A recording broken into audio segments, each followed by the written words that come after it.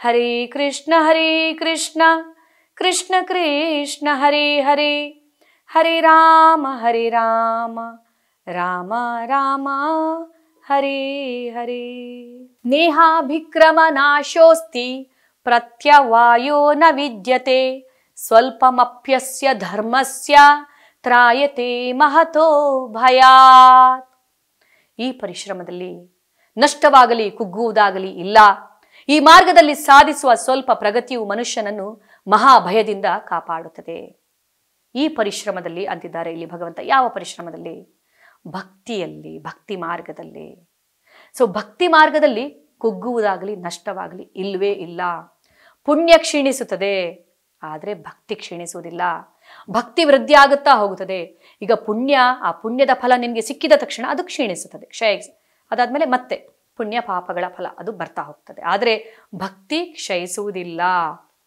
ಈಗ ಈ ಭೌತಿಕ ಜಗತ್ತಿನಲ್ಲಿ ನಾವು ಪಡೆದಿರುವಂಥ ಯಾವುದೇ ಅರ್ಹತೆಗಳು, ಡಿಗ್ರಿ ಏನೇ ಇರಲಿ, ಅಥವಾ ಆಸ್ತಿ ಅಂತಸ್ತು ಅಧಿಕಾರ ಡಿಗ್ರಿ ಏನೇ ಇರಲಿ, ನಮ್ಮ ಮೃತ್ಯುವಿನೊಂದಿಗೆ ಎಲ್ಲವೂ ಕೊನೆಯಾಗುತ್ತದೆ ಅಲ್ವಾ? ಈಗ ಒಬ್ಬ PhD ಪಡೆದಿರಲಿ, MD ಆಗಿರಲಿ, ಏನೇನೇ ಓದಿರಲಿ ಅವನು, ಸೊ ಮೃತ್ಯುವಿನೊಂದಿಗೆ ಅದು ಕೊನೆಯಾಗೇ ಆಗುತ್ತೆ ಎಲ್ಲವೂ ಕೂಡ.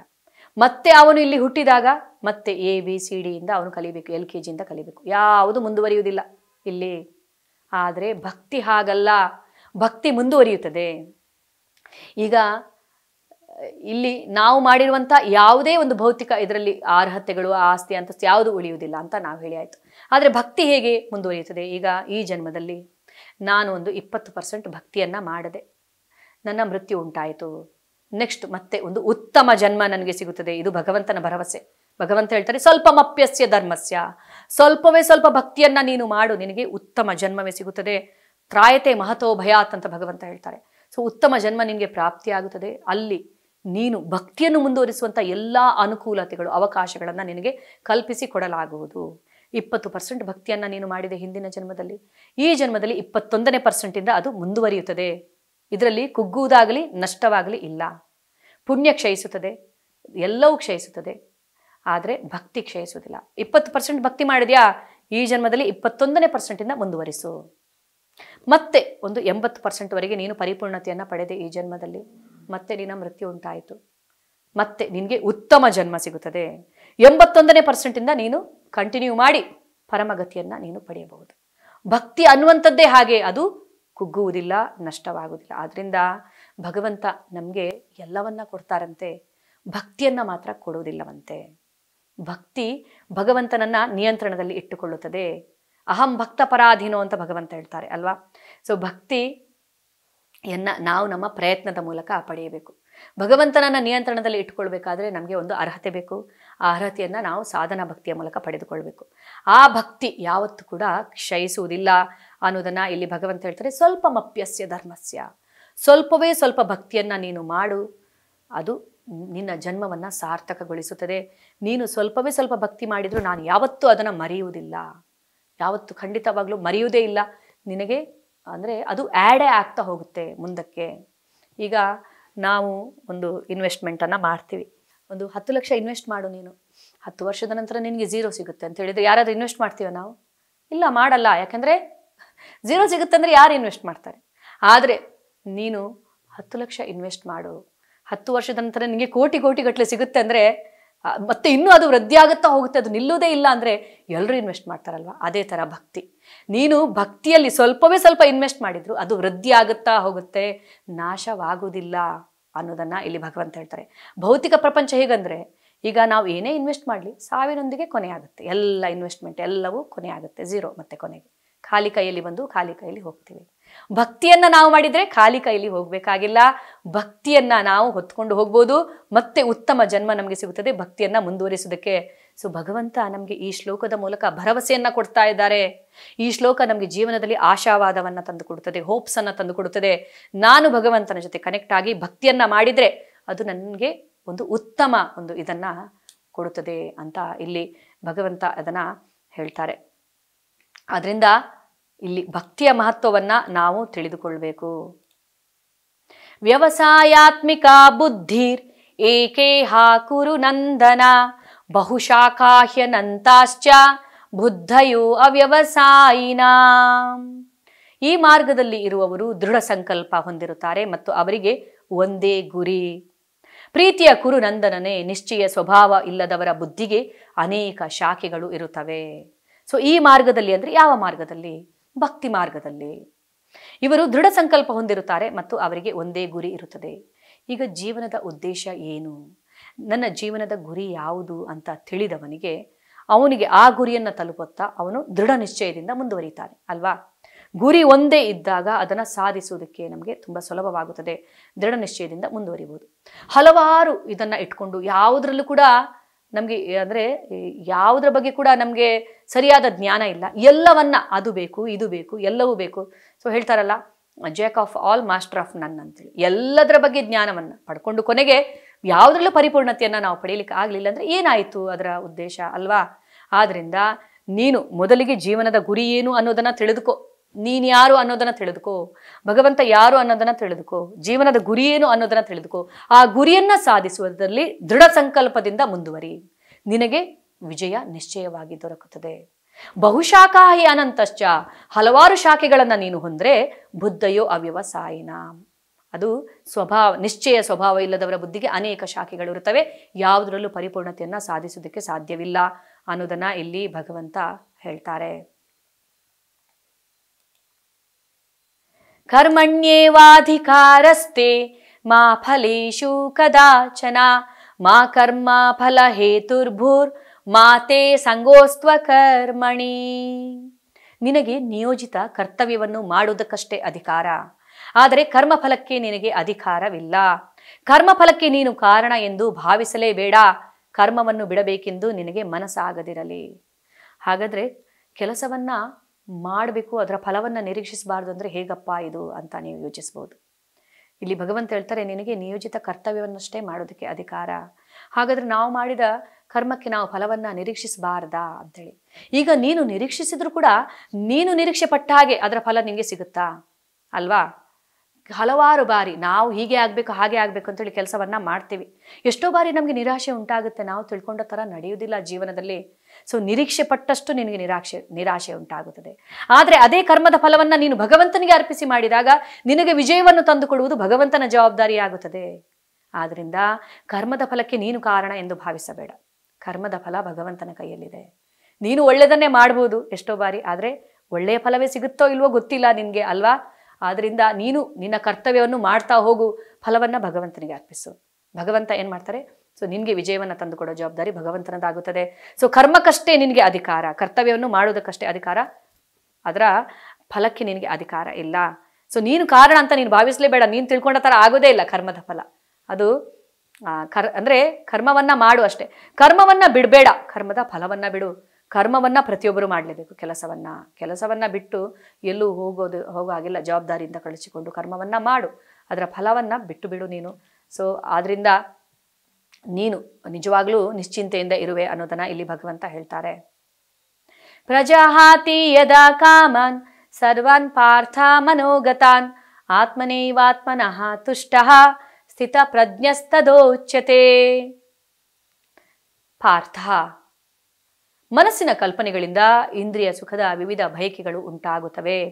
ಒಬ್ಬ ಮನುಷ್ಯನು ಇಂದ್ರಿಯ ಸುಖದ ಎಲ್ಲ ಬಗೆಯ ಆಸೆಗಳನ್ನು ತ್ಯಜಿಸಿ ಅವನ ಮನಸ್ಸು ಪರಿಶುದ್ಧವಾಗಿ ಆತ್ಮದಲ್ಲೇ ಸಂತುಷ್ಟನಾದಾಗ ಆತನನ್ನು ಶುದ್ಧ ದಿವ್ಯ ಪ್ರಜ್ಞೆಯಲ್ಲಿ ಇರುವನೆಂದು ಕರೆಯುವರು. ಈಗ ಸೊ ಹಲವಾರು ಇಂದ್ರಿಯ ಸುಖದ ಬಯಕೆಗಳು ನಮಗೆ ಇರುತ್ತೆ. ಹಾಗೆ ಮಾಡಬೇಕು, ಹೀಗೆ ಮಾಡಬೇಕು, ಹಾಗಾದರೆ ಹೇಗಾಗುತ್ತೆ ಅಂತ ನಾವು ಏನೇನೋ ಪ್ಲ್ಯಾನ್ಗಳನ್ನು ಮಾಡ್ತೇವೆ.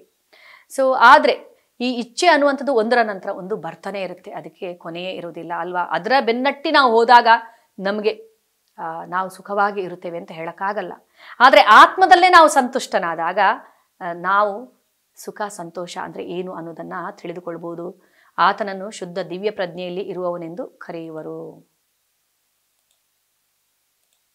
ಧ್ಯಾಯತೋ ವಿಷಯಾನ್ ಪುಂಸಃ ಸಂಗಸ್ತೇಷೂಪಜಾಯತೆ ಸಂಗಾತ್ ಸಂಜಾಯತೆ ಕಾಮಃ ಕಾಮತ್ ಕ್ರೋಧೋಭಿಜಾಯತೆ.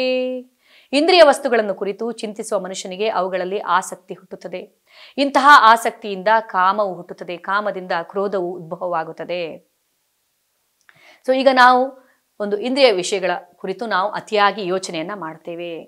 ಸೊ ನಾನು ಹಾಗೆ ಸಂತೋಷ ಪಡ್ತೇನೆ, ನಾನು ಹಾಗೆ ಎಂಜಾಯ್ ಮಾಡ್ತೇನೆ, ನಾನು ಹೀಗೆ ಸಂತೋಷವಾಗಿರ್ತೇನೆ ಅಂತ ಏನೇನೋ ಪ್ಲ್ಯಾನ್ಗಳು ಅಲ್ವಾ, ಒಂದರ ನಂತರ ಒಂದು ಪ್ಲ್ಯಾನ್ಗಳು ಬರ್ತಾ ಇರುತ್ತೆ ನಮ್ಮ ಮನಸ್ಸಿನಲ್ಲಿ. ಸೊ ಮನಸ್ಸು ಈ ಥರ ಹಲವಾರು ವಿಷಯಗಳ ಬಗ್ಗೆ, ಭೋಗ ತ್ಯಾಗದ ಬಗ್ಗೆ ಯೋಚನೆ ಮಾಡ್ತಾ ಇರುತ್ತೆ. ಸೊ ಈಗ ಒಂದು ವಿಷಯದ ಬಗ್ಗೆ ಅತಿಯಾಗಿ ನಾವು ಯೋಚನೆ ಮಾಡಿದಾಗ, ಕಾಂಟಂಪ್ಲೇಟ್ ಮಾಡಿದಾಗ ನಮಗೇನಾಗುತ್ತೆ, ಅದರ ಬಗ್ಗೆ ಆಸಕ್ತಿ ಹುಟ್ಟುತ್ತದೆ. ಆ ಆಸಕ್ತಿಯಿಂದ ನಮಗೆ ಅಟ್ಯಾಚ್ಮೆಂಟ್ ಆಗುತ್ತೆ ಅದರ ಜೊತೆಗೆ. ಸೊ ಈ ಅಟ್ಯಾಚ್ಮೆಂಟ್ ನಮಗೆ ಬಂಧನವನ್ನು ಏರ್ಪಡಿಸುತ್ತದೆ ಅಲ್ವಾ. ಸೊ ಇಂತಹ ಆಸಕ್ತಿಯಿಂದ ಕಾಮ ಅಂದರೆ ಇಲ್ಲಿ ಅಟ್ಯಾಚ್ಮೆಂಟ್ ಅಂತ ನಾವು ಅರ್ಥ ಮಾಡ್ಕೊಳ್ಬೋದು. ಕಾಮನೆಗಳು, ಕಾಮ, ಇಚ್ಛೆ, ಅಟ್ಯಾಚ್ಮೆಂಟ್. ಸೊ ಈಗ ಈ ಅಟ್ಯಾಚ್ಮೆಂಟ್ ಏನಾಗುತ್ತೆ, ಈಗ ಅತಿಯಾದ ಒಂದು ಇಚ್ಛೆ, ಅತಿಯಾದ ಬಂಧನ, ಸೊ ಅದು ಈಗ ಅತಿಯಾದ ಅಟ್ಯಾಚ್ಮೆಂಟ್ ಮತ್ತು ಒಂದು ಇಚ್ಛೆಗಳು ನಾವು ತಿಳ್ಕೊಂಡ ಹಾಗೆ ನಡೆಯದೇ ಇದ್ದಾಗ ಏನಾಗುತ್ತೆ, ನಮಗೆ ಕ್ರೋಧ ಉಂಟಾಗುತ್ತೆ. ಪ್ರತಿಯೊಂದು ನಾನು ಹೇಳಿದಾಗೆ ನಡೀಬೇಕು ಅನ್ನುವಂಥದ್ದು, ನನ್ನ ಇಚ್ಛೆ ಪ್ರಕಾರ ನಡೆಯಬೇಕು ಅಂತೇಳಿ. ಅತಿಯಾದ ಇಚ್ಛೆ, ಅತಿಯಾದ ಒಂದು ಬಂಧನ, ಅಟ್ಯಾಚ್ಮೆಂಟ್ ನಮಗೆ ಅದು ಕ್ರೋಧವನ್ನು, ಅದು ಸರಿಯಾಗಿ ನಮ್ಮ ಇಚ್ಛೆ ಪ್ರಕಾರ ನಡೆಯದೇ ಇದ್ದಾಗ ಕ್ರೋಧ ಉಂಟಾಗುತ್ತದೆ. ಸೊ ಕ್ರೋಧದಿಂದ ಏನಾಗುತ್ತದೆ, ಕ್ರೋಧಾದ್ಭವತಿ ಸಮ್ಮೋಹ, ಸಮ್ಮೋಹ ಸ್ಮೃತಿ ವಿಭ್ರಮ, ಸ್ಮೃತಿ ಭ್ರಂಶಾತ್ ಬುದ್ಧಿನಾಶೋ, ಬುದ್ಧಿನಾಶಾತ್ ಪ್ರಣಶ್ಯತಿ.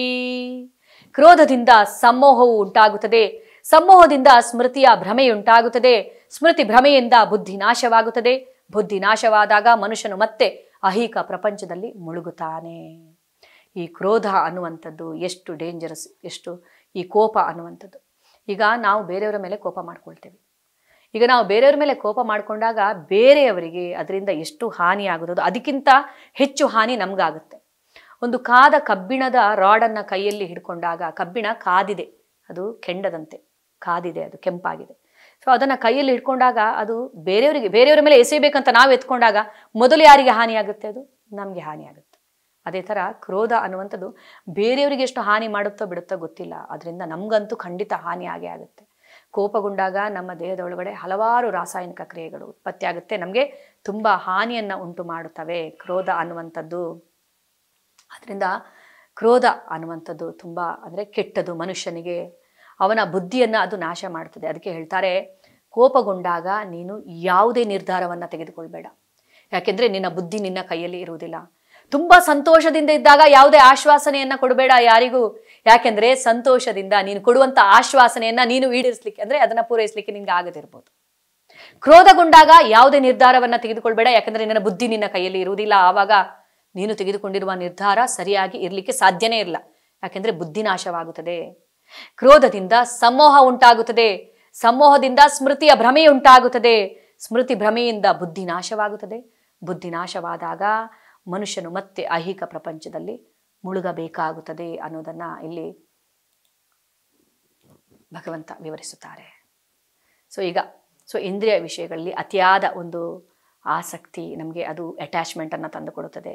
ಸೊ ಅದು ನಮ್ಮ ಇಚ್ಛೆ ಪ್ರಕಾರ ಈಡೇರದಿದ್ದಾಗ ಕ್ರೋಧ ಉಂಟಾಗುತ್ತೆ. ಕ್ರೋಧದಿಂದ ಸಮೋಹ, ಸಮೋಹದಿಂದ ಸ್ಮೃತಿ ವಿಭ್ರಮ, ಸ್ಮೃತಿ ವಿಭ್ರಮದಿಂದ ಬುದ್ಧಿನಾಶ, ಬುದ್ಧಿನಾಶದಿಂದ ನಮ್ಮ ಪತನವಾಗುತ್ತದೆ. ಆದ್ದರಿಂದ ಕೋಪ, ಈಗ ಒಂದು ಕ್ಷಣದ ಕೋಪವನ್ನು ಸಹಿಸಲಿಕ್ಕೆ, ಕಂಟ್ರೋಲ್ ಮಾಡಲಿಕ್ಕೆ ಆಗದೆ ಕೊಲೆಯನ್ನು ಮಾಡೋರು ಕೂಡ ಇದ್ದಾರೆ, ಜೈಲನ್ನು ಸೇರಿರೋರು ಕೂಡ ಇದ್ದಾರೆ.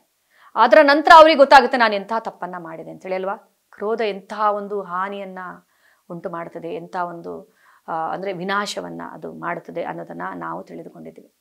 ಒಂದು ಸತ್ಯ ಘಟನೆಯನ್ನು ನಾನು ನಿಮ್ಮ ಜೊತೆ ಶೇರ್ ಮಾಡ್ಕೋಬೇಕು. ಮುಂಬೈನಂತಹ ಒಂದು ಸಿಟಿಯಲ್ಲಿ ಇಬ್ಬರು ಗಂಡ ಹೆಂಡತಿ ಅಂದರೆ ಪತಿ ಪತ್ನಿ ಜೊತೆಯಲ್ಲಿ ಅವರು ವಾಸಿಸ್ತಾ ಇದ್ದರು. ತುಂಬ ಪ್ರೀತಿಸ್ತಾ ಇದ್ದರು, ಲವ್ ಮ್ಯಾರೇಜ್ ಅವ್ರದ್ದು. ಸೊ ಅದಾದಮೇಲೆ ಕ್ರಮೇಣ ಏನಾಯಿತು, ಭಿನ್ನಾಭಿಪ್ರಾಯಗಳು ಪ್ರಾರಂಭವಾಯಿತು ಪತಿ ಪತ್ನಿಯರಲ್ಲಿ. ಒಬ್ಬ ಪುಟ್ಟ ಮಗು ಕೂಡ ಇತ್ತು ಅವರಿಗೆ. ಸೊ ಪ್ರತಿದಿನ ಜಗಳ ಸ್ಟಾರ್ಟ್ ಆಯಿತು. ಈಗ ಅಂದರೆ ಭಿನ್ನಾಭಿಪ್ರಾಯ, ಪತ್ನಿ ಪತಿಯನ್ನು ಹೀಯಾಳಿಸೋದು, ಪತಿ ಪತ್ನಿಯನ್ನು ಹೀಯಾಳಿಸೋದು. ಹೀಗೆ ಒಂದು ದಿವಸ ಜಗಳ ತಾರಕಕ್ಕೇರಿತು. ಯಾವ ಥರ ಜಗಳ ಆಡ್ತಾ ಇದ್ರಂದರೆ, ಪತ್ನಿ ಪತಿಯನ್ನು ಅವಮಾನ ಉಂಟಾಗುವಂಥ ತುಂಬ ಅವಮಾನಕರವಾದ ಮಾತನ್ನು ಅವಳು ಆಡಿದ್ಲು, ತುಂಬ ಹೀಯಾಳಿಸಿದ್ಲು, ನಿನ್ನ ಕೈಲಿ ಏನೂ ಆಗಲ್ಲ ಅಂಥೇಳಿ. ಅದಕ್ಕೆ ಪತಿ ಮತ್ತೆ ಪತ್ನಿಗೆ ಹೇಳುವಂಥದ್ದು.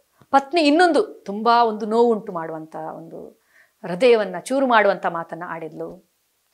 ಪತಿಗೆ ಸಿಕ್ಕಾಪಟ್ಟೆ ಕೋಪ ಬಂತು. ಸಿಟ್ಟಿನಿಂದ ದೇಹ ಎಲ್ಲ ಕಂಪಿಸ್ತಾ ಇದೆ, ನಡುಗ್ತಾ ಇದ್ದಾನೆ. ಅವನು ಕೋಪದಿಂದ ಏನು ಮಾಡ್ಬೇಕಂತ ಗೊತ್ತಾಗ್ತಾ ಇಲ್ಲ. ಪತ್ನಿಗೆ ಏನಾದರೂ ಹಾನಿ ಮಾಡಬೇಕು, ಯಾಕಂದರೆ ಅವಳನ್ನ ಇಷ್ಟೊಂದು ನೋಯಿಸಿದ್ದಾಳೆ, ಇಷ್ಟೊಂದು ಅವಮಾನ ನನಗೆ ಯಾರೂ ಮಾಡಲಿಲ್ಲ ನನ್ನ ಜೀವನದಲ್ಲಿ. ಸೊ ನನ್ನ ಅಸ್ತಿತ್ವವನ್ನೇ ಅವಳು ಅಲ್ಲಗಳ್ದು ಒಂಥರ ಇದು ಮಾಡಿದ್ದಾಳೆ ನನಗೆ, ಅಂದರೆ ನಾಲಾಯಕ್ ಅಂತ ಹೇಳಿದಾಳೆ. ಸೊ ಅವಳಿಗೆ ಏನಾದರೂ ಒಂದು ಹಾನಿಯನ್ನು ಮಾಡಬೇಕು, ಏನು ಮಾಡಬೇಕಂತ ಗೊತ್ತಾಗ್ತಾ ಇಲ್ಲ. ಸಿಟ್ಟು ಕಂಪಿಸ್ತಾ ಇದ್ದಾನೆ. ಸಿಟ್ಟಿನಲ್ಲಿ ಪತ್ನಿ ಮಗುವನ್ನು ಹಿಡ್ಕೊಂಡು ನಿಂತಿರ್ತಾಳೆ. ಅವರ ಮನೆ 3-4ನೇ ಮಹಡಿಯಲ್ಲೇನೋ ಇರುತ್ತಂತೆ, ಒಂದು ಅಪಾರ್ಟ್ಮೆಂಟಲ್ಲಿ. ಸೊ ಪತ್ನಿಗೆ ಹಾನಿಯನ್ನು ಮಾಡಬೇಕಂತೇಳಿ ಪತ್ನಿಯ ಕೈಲಿರುವ ತನ್ನ ಮಗುವನ್ನು ಕಿತ್ಕೊಳ್ತಾನೆ. ಪುಟ್ಟ ಮಗು, 1 ವರ್ಷದ ಮಗು. ಕಿತ್ತು ಓಪನ್ ಇರುತ್ತೆ ವಿಂಡೋ, ಆ ವಿಂಡೋದಿಂದ ಹೊರಗಡೆ ಬಿಸಾಕ್ಬಿಡ್ತಾನೆ ಮಗುವನ್ನು. ಸೊ ಅವನ ಉದ್ದೇಶ ಏನು? ಪತ್ನಿಗೆ ಹಾನಿ ಮಾಡಬೇಕಂತ. ಹಾನಿಯಾಗಿದ್ಯಾರಿಗೆ? ಅವನಿಗೇನೆ. ಆ ಬುದ್ಧಿಭ್ರಮಣೆ ಆಗಿರುವಂಥ, ಕೋಪದಿಂದ ಬುದ್ಧಿಭ್ರಮಣೆಯಾಗಿ ಏನು ಮಾಡ್ತಾ ಇದ್ದಾನಂತಾನೆ ಅವನಿಗೆ ಗೊತ್ತಾಗಲಿಲ್ಲ. ತನ್ನ ಮಗುವನ್ನೇ ಅವನು ವಿಂಡೋದಿಂದ ಬಿಸಾಕ್ಬಿಟ್ಟ. 4ನೇ ಮಹಡಿಯಿಂದ ಮಗು ಕೆಳಗೆ ಬಿದ್ದಾಗ ಏನಾಗಿರ್ಬೋದು ನೀವು ಊಹಿಸಿಕೊಳ್ಳಿ. ಇದಾದ ತಕ್ಷಣ, ಅಂದರೆ 1 ನಿಮಿಷದ ನಂತರ ಅವನಿಗೆ ಅವನ ಬುದ್ಧಿ ಮತ್ತೆ ಮರಳಿ ಬರುತ್ತೆ. ಅವನು ಕುಸಿದು ಬೀಳ್ತಾನೆ. ಏನು ಮಾಡಿದೆ ನಾನು, ಅಂಥೇಳಿ ಅವನಿಗೆ ಗೊತ್ತಾಗುತ್ತೆ. ನನ್ನ ಜೀವನವನ್ನೇ ನಾನು ನಾಶ ಮಾಡಿಬಿಟ್ಟೆ ಅಂತೇಳಿ. ಇದು ಕೋಪದ ಪ್ರಭಾವ. ಸೊ ಕೋಪ ಬಂದಾಗ ನಾವು ಏನು ಮಾಡ್ತೀವೋ ಅನ್ನೋದು ನಮಗೆ ಗೊತ್ತಿರುವುದಿಲ್ಲ. ಆದ್ದರಿಂದ ತುಂಬ ತುಂಬ ಕೇರ್ಫುಲ್ ಆಗಿರಬೇಕು. ನಾವು ಹಾನಿಕಾರಕ ವಿಚಾರಗಳಿಂದ ನಾವು ತುಂಬ ಕೇರ್ಫುಲ್ ಆಗಿರಬೇಕು. ಹಾಗೆ ಅದು ಕ್ರೂರ ಯೋಜನೆಗಳಾಗಿ ಪರಿವರ್ತನೆ ಆಗುತ್ತದೆ ಮತ್ತು ವಿಷಾದನೀಯ ಕ್ರಿಯೆಯಾಗಿ ಕೊನೆಗೊಳ್ಳೋದಕ್ಕಿಂತ ಮುಂಚೆ ನಾವು ಎಚ್ಚೆತ್ತುಕೊಳ್ಳುವುದರ ಅವಶ್ಯಕತೆ ಇದೆ. ಯಾಕೆಂದರೆ ಕೋಪಗೊಂಡಾಗ ಯಾರ ಕೈಯಲ್ಲಿ ಕೂಡ ಒಳ್ಳೆಯ ಕೆಲಸ ಆಗೋದೇ ಇಲ್ಲ, ಕೆಟ್ಟ ಕೆಲಸವೇ ಆಗುವಂಥದ್ದು. ಸೊ ಹೀಗೆ ಹೇಳುತ್ತಾರೆ ನಮ್ಮ ಆಚಾರ್ಯರುಗಳು, ಕೋಪವನ್ನು ಹೇಗೆ ಕಂಟ್ರೋಲ್ ಮಾಡುವಂಥದ್ದು. ಕೋಪ ಬಂದಾಗ ಏನು ಮಾಡಬೇಕು? ಕೋಪಗೊಂಡಾಗ ನಮಗೆ, ಈಗ ಯಾರ ಮೇಲೆ ನಾವು ಕೋಪಗೊಳ್ತೀವೋ ಅವರ ಎಲ್ಲ ಕೆಟ್ಟ ಗುಣಗಳೇ ನಮಗೆ ಕಾಣ್ತದೆ. ಅವರು 100 ಒಳ್ಳೆಯ ಕೆಲಸವನ್ನು ಮಾಡಿರಲಿ, 1-2 ಕೆಟ್ಟ ಕೆಲಸವನ್ನು ಮಾಡಿರಲಿ, ಕೆಟ್ಟ ಕೆಲಸವೇ ನಮಗೆ ಮತ್ತೆ ಮತ್ತೆ ನಮ್ಮ ಮನಸ್ಸಿನಲ್ಲಿ ಬರ್ತಾ ಇರುತ್ತೆ. ಸೊ ಅವ್ರಿಗೆ ಏನಾದರೂ ಹಾನಿ ಮಾಡಬೇಕಂತ ನಮಗೆ ಮನಸ್ಸಿನಲ್ಲಿ ಇಚ್ಛೆ ಬರುತ್ತೆ. ಆವಾಗ ಏನು ಮಾಡಬೇಕಂತ ಹೇಳ್ತಾರೆ ಅಂದರೆ, ಈಗ ಮನಸ್ಸಂತೂ ಕೇಳೋದಿಲ್ಲ. ಕೋಪಗೊಂಡಾಗ ಹಾನಿ ಮಾಡಲೇಬೇಕು ಅವನಿಗೆ ಅಂತ. ಆವಾಗ ನಾವು ಬುದ್ಧಿ ಹೇಳಬೇಕಂತೆ. ಬುದ್ಧಿ ಮನಸ್ಸಿಗೆ ಒಂದು ಅಂದರೆ ಒಂದು ಇದನ್ನು ಹೇಳಬೇಕಂತ, ಬುದ್ಧಿ ಹೇಳಬೇಕು. ನೀನು ಹಾನಿ ಮಾಡಬೇಕಂತ ಇದೆಯಲ್ವಾ, ಮಾಡು. ಆದರೆ ಈಗ ಮಾಡಬೇಡ, ನಾಳೆ ಮಾಡು, ನಾಡಿದ್ದು ಮಾಡು, ಅಥವಾ ನೆಕ್ಸ್ಟ್ ವೀಕ್ ಮಾಡು ಅಂತೇಳಿ ಪೋಸ್ಟ್ಪೋನ್ ಮಾಡಬೇಕಂತೆ ಈ ವಿಚಾರಗಳನ್ನು. ಸೊ ಪೋಸ್ಟ್ಪೋನ್ ಮಾಡಿದಾಗ ಏನಾಗುತ್ತೆ? ಕೋಪ ಯಾವಾಗಲೂ ಇರೋದಿಲ್ಲ. ಕೋಪ ಅನ್ನುವಂಥದ್ದು ಇಳಿದೇ ಇಳಿಯುತ್ತೆ ಅಲ್ವಾ. 1 ಗಂಟೆ 2 ಗಂಟೆ ನಂತರ ಕೋಪ ಇಳಿಯುತ್ತೆ. ಅಥವಾ ನೆಕ್ಸ್ಟ್ ನಾಳೆ ಮಾಡು ಅಂತ ಹೇಳಿದಾಗ ನಾಳೆ ಅಷ್ಟೊತ್ತಿಗೆ ಕೋಪ ಪೂರ ಇಳಿದಿರುತ್ತೆ. ಆವಾಗ ಏನಾಗುತ್ತೆ? ನಾನೆಂಥ ಮೂರ್ಖ ಯೋಚನೆ ಮಾಡಿದೆ, ಎಂಥ ಸ್ಟುಪಿಡ್ ಯೋಚನೆ ಮಾಡಿದೆ ಅನ್ನೋದು ನಮ್ಗೆ ಗೊತ್ತಾಗುತ್ತೆ. ಸೊ ಪೋಸ್ಟ್ಪೋನ್ ಮಾಡೋದ್ರಿಂದ ಆಗುವಂಥ ಲಾಭ ಇದು. ಕೆಟ್ಟ ಯೋಚನೆಗಳನ್ನು ಯಾವತ್ತೂ ಪೋಸ್ಟ್ಪೋನ್ ಮಾಡ್ತಾ ಹೋಗಬೇಕು. ಕೋಪಗೊಂಡಾಗ ಪೋಸ್ಟ್ಪೋನ್ ಮಾಡ್ತಾ ಮಾಡ್ತಾ ಬುದ್ಧಿ ಸರಿಯಾದಾಗ ನಮ್ಗೆ ಗೊತ್ತಾಗುತ್ತೆ ಅದು ಎಷ್ಟು ಕೆಟ್ಟ ಯೋಚನೆ ಅಂತೇಳಿ. ಆದ್ದರಿಂದ ಕೋಪಗೊಂಡಾಗ ಕೆಲವರು ಹೇಳ್ತಾರೆ 1ರಿಂದ 10 ಕೌಂಟ್ ಮಾಡು ಅಂತೇಳಿ. ಆದರೆ ನಮ್ಮ ಶಾಸ್ತ್ರ ಹೇಳುತ್ತೆ ಹರೇ ಕೃಷ್ಣ ಮಹಾಮಂತ್ರವನ್ನು ನೀನು ಜಪಿಸಿ ನೋಡು, ಕೋಪ ಅನ್ನುವಂಥದ್ದು ಇಳದೇ ಇಳಿಯುತ್ತದೆ. ಯಾಕೆಂದರೆ ಭಗವಂತನ ನಾಮ ನಮ್ಮನ್ನು ಶಾಂತಗೊಳಿಸುತ್ತದೆ. ಭಗವಂತನ ಪವಿತ್ರ ನಾಮಕ್ಕೆ ಇರುವಂಥ ಮಹತ್ವ. ವಾಲ್ಮೀಕಿ ರಾಮನಾಮವನ್ನು ಹೇಳಿ ಎಂಥ ಭಕ್ತನಾಗಿ ಪರಿವರ್ತಿತನಾದ ಅಲ್ವಾ. ಸೊ ಆದ್ದರಿಂದ ನಾವು ಕೋಪಗೊಂಡಾಗ ನಾವು ಎಚ್ಚರದಿಂದ ಇರಬೇಕು. ಫಸ್ಟ್ ಆಫ್ ಆಲ್ ನಾವು ಭಕ್ತಿ ಮಾರ್ಗದಲ್ಲಿ ಬಂದಾಗ ನಮಗೆ ಕೋಪ ಅನ್ನುವಂಥದ್ದು ಬಹಳಷ್ಟು ಕಡಿಮೆ ಆಗುತ್ತೆ. ಭಗವಂತನ ನಾಮ ಜಪವನ್ನು ಜಪಿಸೋದ್ರಿಂದ, ನಾವು ಯಾರು ಅನ್ನೋದನ್ನು ನಾವು ತಿಳಿದುಕೊಳ್ಳೋದ್ರಿಂದ ಕೋಪ ಅನ್ನುವಂಥದ್ದು ಕಡಿಮೆ ಆಗುತ್ತೆ. ಅದರಿಂದ ಸೊ ಇಲ್ಲಿ ಅದು ನಮ್ಮ ಪತನವಾಗದಿರೋ ಥರ ನಾವು ನೋಡ್ಕೊಳ್ಬೇಕು ಅನ್ನೋದನ್ನು ಭಗವಂತ ಹೇಳ್ತಾರೆ. ಸೊ ಈಗ 2ನೇ ಅಧ್ಯಾಯದ ಸಾರಾಂಶವನ್ನು ನಾವು ತಿಳಿದುಕೊಳ್ಳೋಣ. ಸೊ ಅರ್ಜುನ ಕೊಡ್ತಾ ಇರುವಂಥದ್ದು 5 ಕಾರಣಗಳು ಯುದ್ಧ ಮಾಡೋದಕ್ಕೆ ಇಚ್ಛೆ ಇಲ್ಲ ಅಂಥೇಳಿ. ಮೊದಲನೇ ಕಾರಣ, ಸಹಾನುಭೂತಿ ಉಂಟಾಗ್ತಾ ಇದೆ. ಇವರನ್ನು ನೋಡಿ ನನಗೆ ಅನುಕಂಪ ಉಂಟಾಗ್ತಾ ಇದೆ. ಸೊ ಭಗವಂತ ಹೇಳ್ತಾರೆ, ಸಹಾನುಭೂತಿಯನ್ನು ಯಾವುದಕ್ಕೆ ತೋರಿಸ್ತಾ ಇದೆಯಾ? ದೇಹಕ್ಕೋ ಆತ್ಮಕ್ಕೋ? ನೀನು ಈ ದೇಹವಲ್ಲ, ನೀನು ಆತ್ಮ, ಎಲ್ಲರೂ ಆತ್ಮ. ಸೊ ಆದ್ದರಿಂದ ನೀನು ಸಹಾನುಭೂತಿಯನ್ನು ತೋರಿಸುವಂಥ ಅವಶ್ಯಕತೆ ಇಲ್ಲ ಅನ್ನೋದನ್ನು ಭಗವಂತ ಹೇಳ್ತಾರೆ. ನಿಜವಾದ ಸಹಾನುಭೂತಿಯ ಅರ್ಥ ಏನು ಅನ್ನೋದನ್ನು ಆತ್ಮಕ್ಕೆ ತೋರಿಸ್ಬೇಕು ಅಂತ. ಸೊ ನನಗೆ ಯಾವುದೇ ಸುಖ ಸಂತೋಷ ಸಿಗುವುದಿಲ್ಲ ಇವರನ್ನು ಕೊಲ್ಲೋದ್ರಿಂದ ಅಂತ ಭಗವಂತ ಹೇಳ್ತಾರೆ. ಗೆದ್ರೆ ರಾಜ್ಯ, ಸತ್ರೆ ಸ್ವರ್ಗ ಅಥವಾ ವೈಕುಂಠ ಪ್ರಾಪ್ತಿ. ಯಾಕೆ ಸಂತೋಷ ಇಲ್ಲ? ಎಲ್ಲ ವಿಧದಲ್ಲೂ ಸಂತೋಷನೇ. ಇದು ಧರ್ಮಯುದ್ಧ ಇಲ್ಲಿ ನಡೀತಾ ಇರುವಂಥದ್ದು. ಧರ್ಮದ ಸ್ಥಾಪನೆಗೋಸ್ಕರ ಧರ್ಮಯುದ್ಧ ನಡೆಯುವ ಅವಶ್ಯಕತೆ ಇದೆ ಅನ್ನೋದನ್ನು ಭಗವಂತ ಹೇಳ್ತಾರೆ. ಪಾಪ ಉಂಟಾಗುತ್ತೆ ನನಗೆ ಇವರನ್ನು ಕೊಲ್ಲೋದ್ರಿಂದ ಅಂತ ಅರ್ಜುನ ಹೇಳುವಂಥದ್ದು. ನೀನು ಇಲ್ಲಿ ನಿನ್ನ ಸ್ವಂತ ಬುದ್ಧಿಯ ಪ್ರಕಾರ ಕಾರ್ಯನಿರ್ವಹಿಸ್ತಾ ಇಲ್ಲ ಅರ್ಜುನ, ನನ್ನ ಆದೇಶದ ಪಾಲನೆಯನ್ನು ಮಾಡ್ತಾ ಇದೆಯಾ. ಪಾಪ ಅಲ್ಲ, ಏನಾಗುತ್ತೆ? ಅಹಂ ತ್ವಾಂ ಸರ್ವ ಪಾಪೇಭ್ಯೋ ಮೋಕ್ಷಯಿಷ್ಯಾಮಿ ಮಾ ಶುಚಃ. ನನಗೆ ಯಾರು ಶರಣಾಗುತ್ತಾರೋ ಅವರ ಎಲ್ಲ ಪಾಪಗಳನ್ನು, ಈ ಜನ್ಮದ್ದು ಬಿಡು, ನಿನಗೆ ಎಷ್ಟೋ ಜನ್ಮಗಳ ಪಾಪವನ್ನು ನಾನು ನಾಶ ಮಾಡ್ತೇನೆ ಅರ್ಜುನ. ಸೊ ನೀನು ಯುದ್ಧ ಮಾಡೋದ್ರಿಂದ ನಿನಗೆ ಪಾಪ ಅಲ್ಲ, ಭಗವಂತನ ವಾಣಿಯನ್ನು ನೀನು ಪಾಲಿಸಿದ್ರಿಂದ ನಿನಗೆ ಪುಣ್ಯ ಬರುತ್ತದೆ, ನೀನು ಭಕ್ತಿಯನ್ನು ನಿನ್ನ ಆಧ್ಯಾತ್ಮಿಕ ಜೀವನದಲ್ಲಿ ಉನ್ನತಿ ಆಗುತ್ತದೆ ನಿನ್ನದು ಅನ್ನೋದನ್ನು ಭಗವಂತ ಹೇಳ್ತಾರೆ. ಯಾಕೆಂದರೆ ಯುದ್ಧ ಮಾಡೋದು ಇದು ನಿನ್ನ ಇಚ್ಛೆಯಲ್ಲ, ನನ್ನ ಇಚ್ಛೆ, ಇದು ಧರ್ಮಯುದ್ಧ. ಆದ್ದರಿಂದ ಭಕ್ತಿಯಲ್ಲಿ ನೀನು ತೊಡಗಿದಾಗ ಪಾಪ ಚಟುವಟಿಕೆಗಳ ಭಯ ನಿನಗೆ ಇರುವುದಿಲ್ಲ. ನೀನು ನನಗೋಸ್ಕರ ಯುದ್ಧ ಮಾಡ್ತಾ ಇರುವಂಥದ್ದು ಒಂದು ಯಜ್ಞವಾಗುತ್ತದೆ. ಯಾಕೆಂದರೆ ಇದು ಭಗವಂತನಿಗೋಸ್ಕರ ನೀನು ಮಾಡ್ತಾ ಇರುವಂಥದ್ದು. ಪಾಪ ಎಲ್ಲಿ ಬರುತ್ತೆ ಅನ್ನೋದನ್ನು ಭಗವಂತ ಹೇಳ್ತಾರೆ. ಕುಟುಂಬ ಸಂಪ್ರದಾಯಗಳ ನಾಶವಾಗುತ್ತದೆ ಅಂತ ಅರ್ಜುನ ಹೇಳುವಂಥದ್ದು 4ನೇ ಕಾರಣ. ಕೃಷ್ಣ ಹೇಳ್ತಾರೆ, ನೋಡು, ಈಗ ನೀವು ಗೆದ್ದರೆ ಯುಧಿಷ್ಠಿರ ಚಕ್ರವರ್ತಿ ಆಗುತ್ತಾನೆ, ಮಹಾರಾಜನಾಗುತ್ತಾನೆ. ಪ್ರತಿಯೊಬ್ಬ ಪ್ರಜೆಯನ್ನು ತನ್ನ ಮಕ್ಕಳ ಥರ ಅವನು ನೋಡ್ಕೊಳ್ತಾನೆ. ರಾಮರಾಜ್ಯವಾಗಲಿದೆ, ವರ್ಣಸಂಕರ ಎಲ್ಲಾಗುತ್ತೆ. ಪ್ರತಿಯೊಬ್ಬರೂ ಕೂಡ ಅಂದರೆ ಅವರಿಗೊಂದು ಆಸರೆ ಸಿಗುತ್ತದೆ. ಯುಧಿಷ್ಠಿರನಂಥ ಧರ್ಮರಾಜ ಚಕ್ರವರ್ತಿ ಆದರೆ ಎಲ್ಲರೂ ಸಂತೋಷದಿಂದ ಇರಬಹುದು. ಇಲ್ಲಿ ಯಾವುದೇ ದುಃಖಕ್ಕೆ ಕಾರಣವಿಲ್ಲ ಅಂಥೇಳಿ, ಯಾವುದು ಸರಿ ಯಾವುದು ತಪ್ಪು ಅಂಥೇಳಿ ನಿರ್ಧಾರ ತೆಗೆದುಕೊಳ್ಳಿಕ್ಕೆ ಆಗದಿರುವಂಥ ಪರಿಸ್ಥಿತಿಯಲ್ಲಿ ನಾನಿದ್ದೇನೆ. ಹೇಗೆ ನಾನು ನಿರ್ಧರಿಸುವಂಥದ್ದು, ಡಿಸೈಡ್ ಮಾಡುವಂಥದ್ದು? ಭಗವಂತ ಹೇಳ್ತಾರೆ, ನೀನು ನನ್ನ ಜೊತೆ ಕನೆಕ್ಟ್ ಆಗು. ಭಗವಂತನ ಜೊತೆ ಯಾರು ಕನೆಕ್ಟ್ ಆಗ್ತಾರೋ ಸರಿಯಾದ ನಿರ್ಧಾರವನ್ನು ತೆಗೆದುಕೊಳ್ಳುವಂಥ ಬುದ್ಧಿಯನ್ನು ಭಗವಂತ ಅವರಿಗೆ ಕೊಡ್ತಾರೆ. ದದಾಮಿ ಬುದ್ಧಿಯೋಗಂ ಅಂತ ಭಗವಂತ ಹೇಳ್ತಾರೆ. ನಾನು ಅವರ ಹೃದಯದಲ್ಲಿದ್ದು ಜ್ಞಾನದ ದೀಪವನ್ನು ಬೆಳಗುತ್ತೇನೆ. ಯಾವುದು ಸರಿ ಯಾವುದು ತಪ್ಪು ಅಂತ ಡಿಸ್ಕ್ರಿಮಿನೇಷನ್ ಮಾಡುವಂಥ ಪವರ್ ನಿಮಗೆ ಅದು ಭಕ್ತಿಯಿಂದ ಬರುತ್ತದೆ. ಶಾಸ್ತ್ರಗಳ ಪ್ರಕಾರ ನೀವು ಶಾಸ್ತ್ರವನ್ನು ಅರ್ಥ ಮಾಡಿಕೊಂಡ್ರೆ ನಿಮಗೆ ಗೊತ್ತಾಗುತ್ತೆ. ಆದ್ದರಿಂದ ನೀನು ದೃಢ ನಿರ್ಧಾರದಿಂದ ಅಂದರೆ ಭಗವಂತನ ಸೇವೆಯನ್ನು ನೀನು ಮಾಡು. ಅಂದರೆ ನಾನು ಹೇಳಿದಾಗೆ ನೀನು ಕೇಳಿದಾಗ ಯಾವುದು ಸರಿ ಯಾವುದು ತಪ್ಪು ಅನ್ನೋದು ನಿನಗೆ ಗೊತ್ತಾಗುತ್ತೆ ಅಂಥೇಳಿ ಭಗವಂತ ಹೇಳ್ತಾರೆ. ಸೊ ಈಗ ನಾವು ತಿಳ್ಕೊಂಡು ಕಲಿಯುಗದ ಯುಗಧರ್ಮ ಯಾವುದು? ಭಗವಂತನ ನಾಮ ಜಪವನ್ನು ಜಪಿಸುವಂಥದ್ದು. ಇದಕ್ಕೆ ಶಾಸ್ತ್ರಗಳ ಪ್ರಮಾಣವಿದೆ. ಹಲವಾರು ಮಂತ್ರಗಳನ್ನು ಜಪಿಸುವಷ್ಟು ನಮ್ಮ ಬಳಿ ಸಮಯ ಇಲ್ಲ, ನಮಗದು ಗೊತ್ತು ಕೂಡ ಇಲ್ಲ. ಆದ್ದರಿಂದ ತುಂಬ ಸುಲಭೋಪಾಯವನ್ನು ಕೊಡಲಾಗಿದೆ ಈ ಕಲಿಯುಗದ ಜನರಿಗೆ. ಎಂಥ ಪರಿಸ್ಥಿತಿಯಲ್ಲೂ ಅವರು ಇದನ್ನು ಜಪಿಸುವ ಥರ ಇರಬೇಕು. ಹೇಗಿದ್ದರೂ ಕೂಡ ಈಗ ಸ್ನಾನ ಮಾಡದೆ ಕೂಡ ಜಪಿಸ್ಬೋದು, ಕಾಲಿಗೆ ಪಾದರಕ್ಷೆಯನ್ನು ಧರಿಸಿ ಕೂಡ ಜಪಿಸ್ಬೋದು, ವಾಕಿಂಗ್ ಮಾಡುವಾಗಲೂ ಜಪಿಸ್ಬೋದು, ಯಾವುದೇ ಕೆಲಸ ಮಾಡುವಾಗಲೂ ಜಪಿಸ್ಬೋದು ಅನ್ನುವಂಥ ಒಂದೇ ಒಂದು ಮಹಾಮಂತ್ರ ಯಾವುದು? ಅದು ಹರೇ ಕೃಷ್ಣ ಕೃಷ್ಣ ಕೃಷ್ಣ ಹರೇ ಹರೇ, ಹರೇ ರಾಮ ರಾಮ ರಾಮ ಹರೇ ಹರೇ. ಭಗವಂತನ ನಾಮ ಪವಿತ್ರವಾಗಿರುವಂಥದ್ದು. ನಮ್ಮ ಯಾವುದೇ ಅಪವಿತ್ರತೆ ಅದಕ್ಕೆ ತಟ್ಟುವುದಿಲ್ಲ. ಆದ್ದರಿಂದ ಈ ಮಹಾಮಂತ್ರವನ್ನು ಜಪಿಸುವಾಗ ಯಾವ ಚಿಂತೆ ಬೇಡ. ಎಂತಹ ಸಂದರ್ಭದಲ್ಲೂ ನೀವು ಇದನ್ನು ಜಪಿಸಬಹುದು ಅನ್ನೋದನ್ನು ನೆನಪಲ್ಲಿ ಇಟ್ಟುಕೊಂಡು ಇದನ್ನು ಜಪಿಸಿ ಆದಷ್ಟು ಸಂತೋಷದಿಂದ ಇರಿ. Chant and be happy. Hare Krishna. ಎಲ್ಲರಿಗೂ ಅನಂತ ಧನ್ಯವಾದಗಳು. Thank you so much. Hare Krishna.